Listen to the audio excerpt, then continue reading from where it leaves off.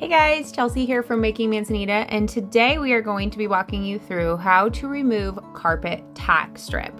So you want to start by obviously removing the carpets first. You will notice that there is a carpet pad under that, so you want to remove that. And then this here is the carpet tack strip, and you'll see that it runs all around the perimeter of the room, and it's a wooden strip with nails poking up the top, and then it's nailed in to the flooring.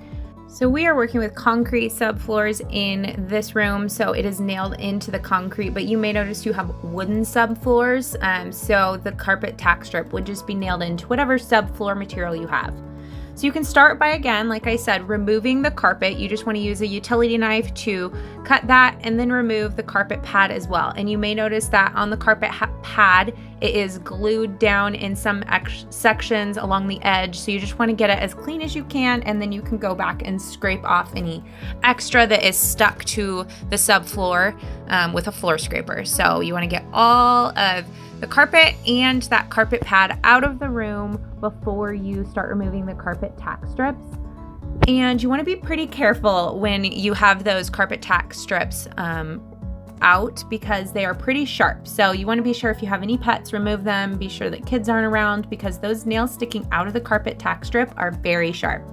All right, so here's the first method we're going to show you for removing the carpet tack strips, and that's using a Wonder pry bar, which is the one on the right, and a hammer. These are very easy to find tools, and they're very affordable. You probably already have them in your toolbox. So we're gonna show you this method first. It's a little cheaper, but it's a little harder on your body because you have to bend over. The second method we'll teach you is a little better on your body, and it's easier to do long term. So you can see here, Logan's just bending over, and you want to align the short edge of the Wonder bar, pry bar, right where the nails are.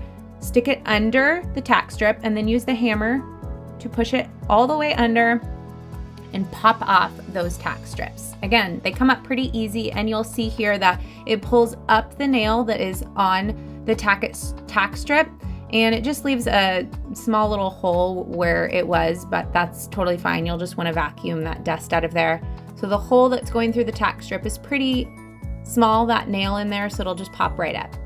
Now the second method is using a floor scraper, and this one is called a floor bully. It's made by the company called Bully Tools, and it's about 35 bucks. So I'll put a link to this tool in the description below, but the one good part about using this is it makes it a little easier. It's not so hard on your back because you're able to stand up all the way, and because it's a longer pull than that pry bar, you're getting a lot more leverage, so it's just less work altogether, and you can move a little bit faster.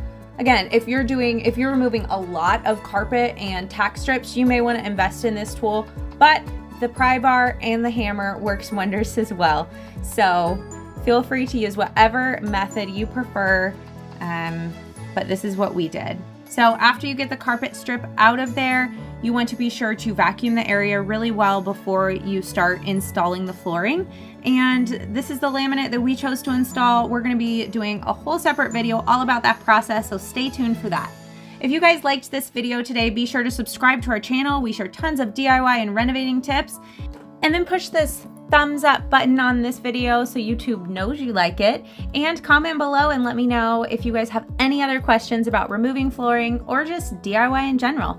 All right, see you next time. Have a good day.